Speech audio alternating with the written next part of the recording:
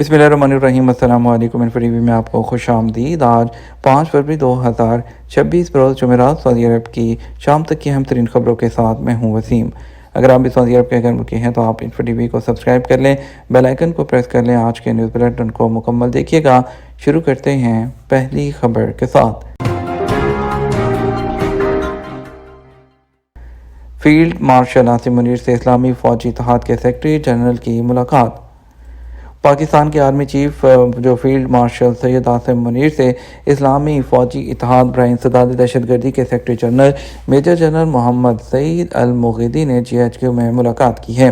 Major general محمد سعید المغیدی ان دنوں پاکستان کے سرکاری دورے پر ہیں۔ سعودی خبر ایجنسی SPA کے مطابق ملاقات میں اسلامی فوجی اتحاد کے پیغام، اسٹریٹجک ٹارگٹ اور دہشت گردی کے خلاف جامع حکمت عملی کا تفصیلی جائزہ لیا گیا۔ فریقین نے رکن ممالک میں اتحاد کے تحت جاری نمایاں اقدامات اور معیاری پروگرامز پر بھی تبادلہ خیال کیا۔ خاص طور پر پاکستان میں جاری منصوبے اس میں شامل تھے۔ اور اس کے علاوہ آرمی چیف کو اسلامی فوجی اتحاد کے سیکرٹری جنرل نے اسلام آباد میں شروع کی گئی فکری بحالی انیشیٹو ادماج سے متعلق تفصیلی طور پر بریفنگ دی۔ نئے سعودی سفیر نے اپنی جو برطانیہ کے کنگ چارلس کو اسناد سفارت پیش کر دی۔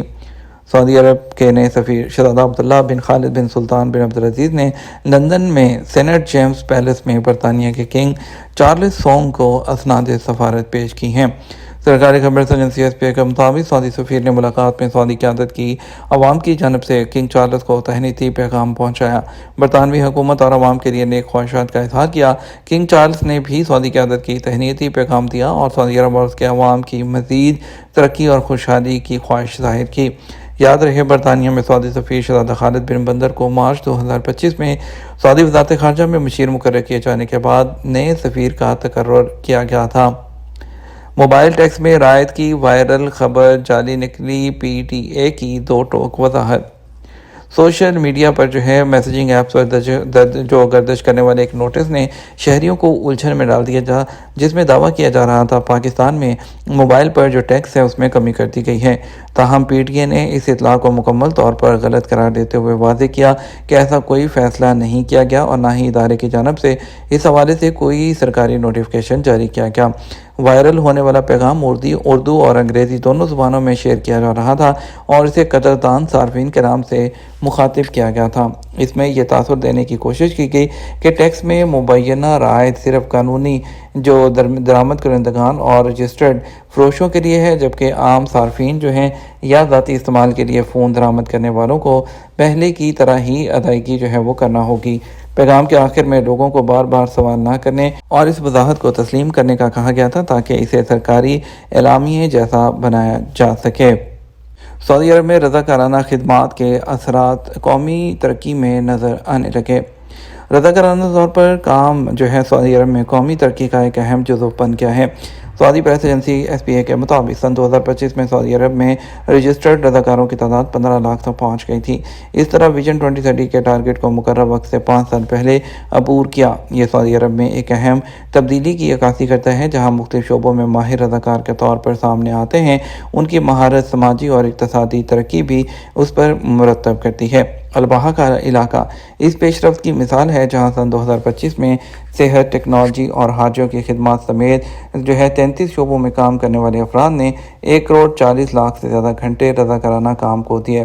رضاکارانہ طور پر کام کرنے کے منظرنامے میں عمومی رضاکارانہ خدمات 82.3% رہی ہیں، جبکہ مہارت پر مبنی اور پیشہ ورانہ رضاکارانہ کام بالترتیب 12% اور 5.8% رہا ہے۔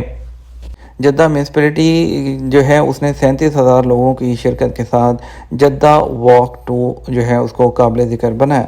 جدہ گورنمنٹ میونسپلٹی کی جانب سے واکنگ چیلنج انٹرٹینمنٹ کمپنی کے تعاون سے شروع کیے گئے جدہ واک ٹو اقدام نے کمیونٹی کو صحت کو فروغ دینے اور پیدل چلنے کے کلچر کو پھیلانے کی ترغیب دینے کے لیے شروع کیا۔ یہ اقدام جدہ میونسپلٹی کی عوامی سہولیات کو فعال کرنے اور معیار زندگی کو بہتر بنانے کی کوششوں کا ایک حصہ ہے۔ جدہ واک ٹو اقدام میں گورنریٹ کے کئی محلوں میں مرکزی اور ثانوی واک ویز کے درمیان تقسیم کردہ 25 واک ویز کے ساتھ کئی سائٹس شامل ہیں اور اس میں 37,556 جو شرکاء ہیں انہوں نے اس میں شرکت کی ہے۔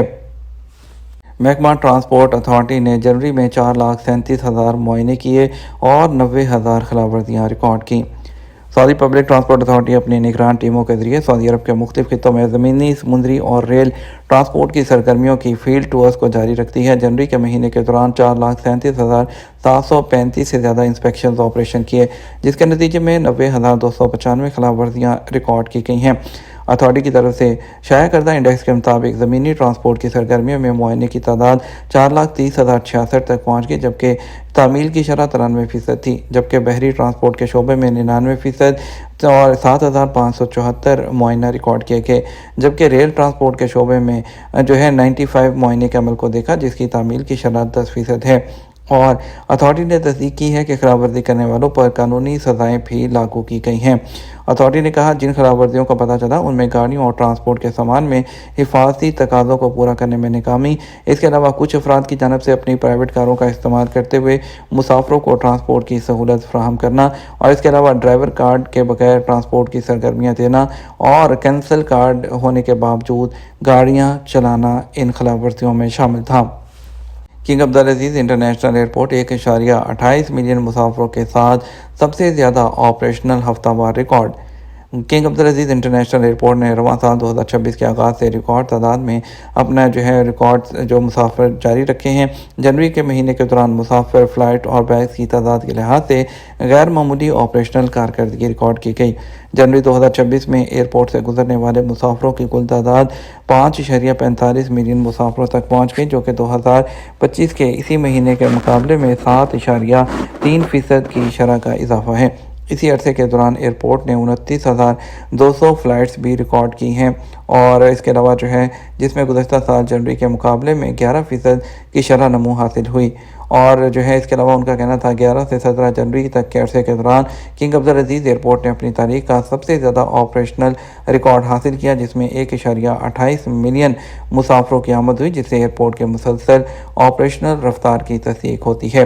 ایئرپورٹ نے 17 جنوری کو ایک دن میں سب سے زیادہ مسافر بھی ریکارڈ کیے ہیں۔ دنیا کا پہلا انسانی روبوٹ شدید سردی میں 1,30,000 قدم چلنے میں کامیاب۔ چینی روبوٹکس کمپنی یونیٹری نے ایک نمایاں کامیابی حاصل کی، جس میں اس نے انسان نما روبوٹ G1 نے شمال مغربی چین کے شدید سرد اور برفانی علاقے میں خود مختار طور پر ایک طویل سفر مکمل کیا۔ انسان نما روبوٹ نے سنکیانگ کے علاقے التائی میں -47.4 ڈگری سینٹی گریڈ تک ٹیمپریچر میں 1,30,000 سے زائد قدم چل کر طے کیے اور برف پر سرمائی اولمپکس کے لوگوں کی کامیابی سے پیروی بھی کی۔ یہ کارنامہ، جو 186 میٹر لمبے اور 100 میٹر چوڑے علاقے پر محیط تھا، مختلف رپورٹس کے مطابق اپنی نوعیت کا پہلا ڈاکومنٹری واقعہ ہے۔ یہ تمہارا اب تک کا نیوز بلیٹن۔ مزید اور اہم خبروں کے لیے ہمارا شام 12 بجے کا نیوز بلیٹن دیکھ سکتے ہیں۔ السلام علیکم۔